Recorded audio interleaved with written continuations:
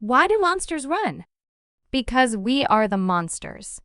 Dr. Elise Hartman stood at the edge of a dimly lit laboratory, her hands trembling as she stared into the containment chamber before her. The creature inside, a grotesque amalgamation of insectoid limbs and bioluminescent flesh, was cowering. In the farthest corner, its many eyes wide with terror. It wasn't supposed to behave this way. This was Xenocerberus nocturnus, one of the most feared apex predators on the alien planet Kyle 7, capable of hunting down entire packs of its own kind without hesitation. Yet here it was, whimpering like a frightened child.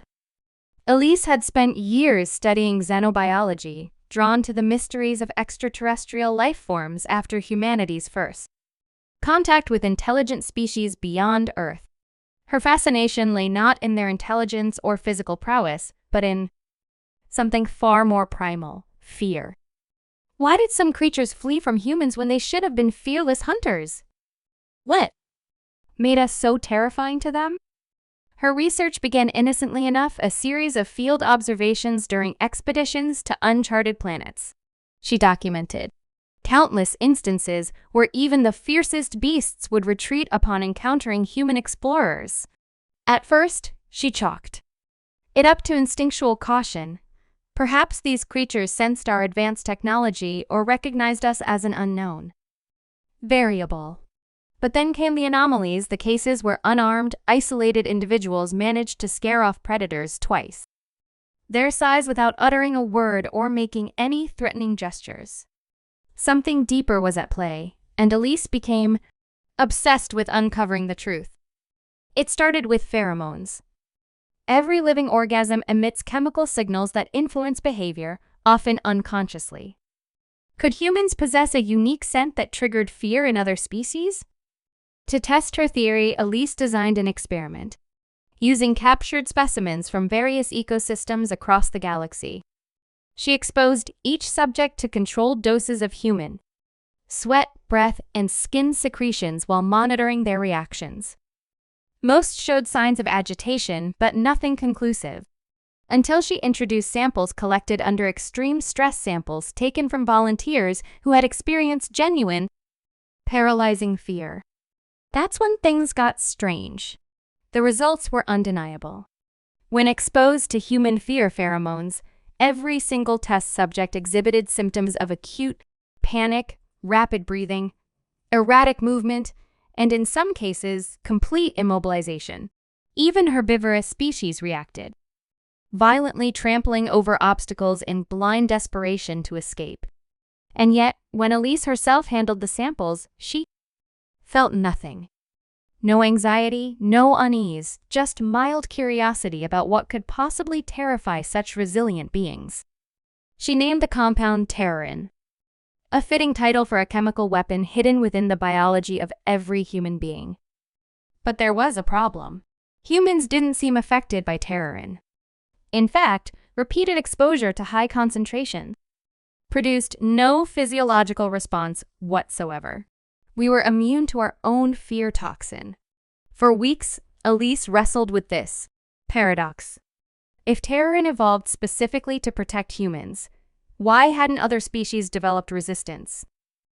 Was it possible that we weren't meant to survive alongside anything else?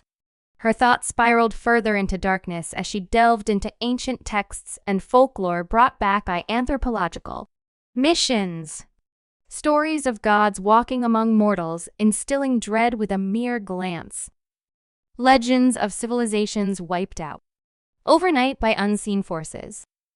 All pointed to one chilling conclusion: humans weren't just carriers of fear, they were engineered to be its ultimate embodiment.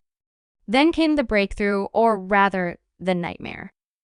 One evening, while analyzing neural activity in a particularly aggressive predator known as the Virenix A serpentine monstrosity with venomous spines lining its body, Elise noticed something unusual.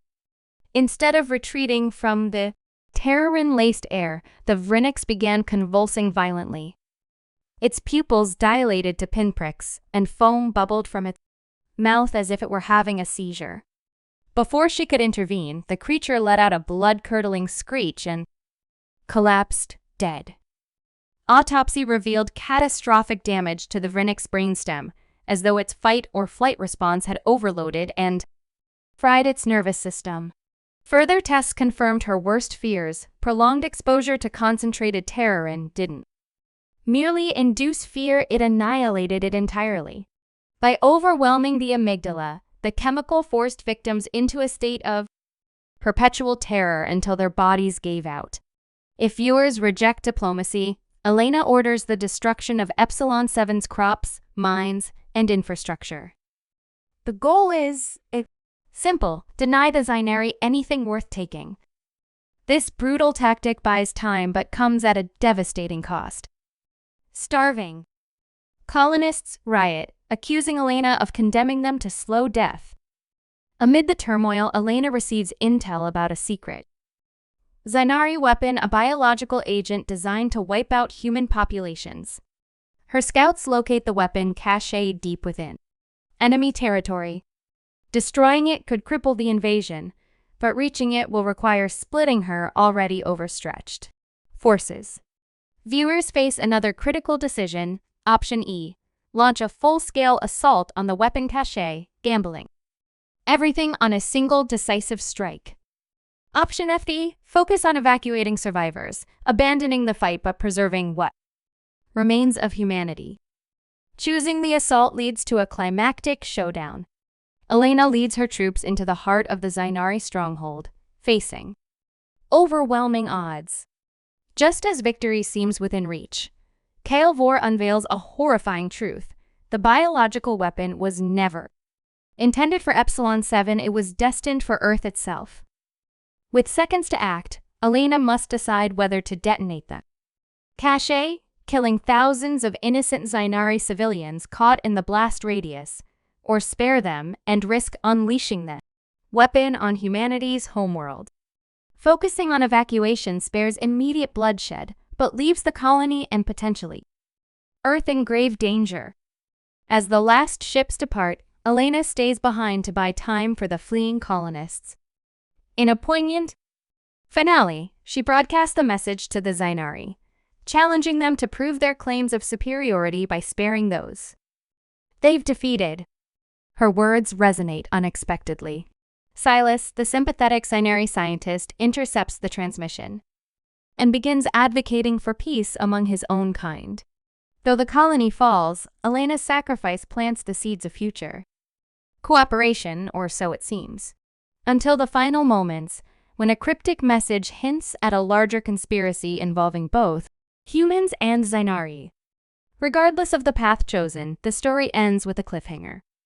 Whether through victory, tragedy, or uneasy truce, the events on Epsilon 7 ripple outward, shaping humanity's destiny.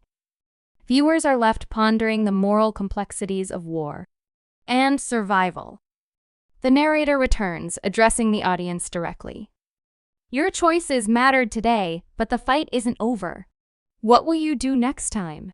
Cue outro music and teaser for the sequel, Humans Don't Surrender, Shadows of Andromeda. This interactive narrative keeps viewers engaged by placing them in the shoes of Captain Elena Voss, forcing them to grapple with impossible decisions. With multiple branches, unexpected twists, and morally ambiguous outcomes, it ensures replayability and deep investment in the story's resolution.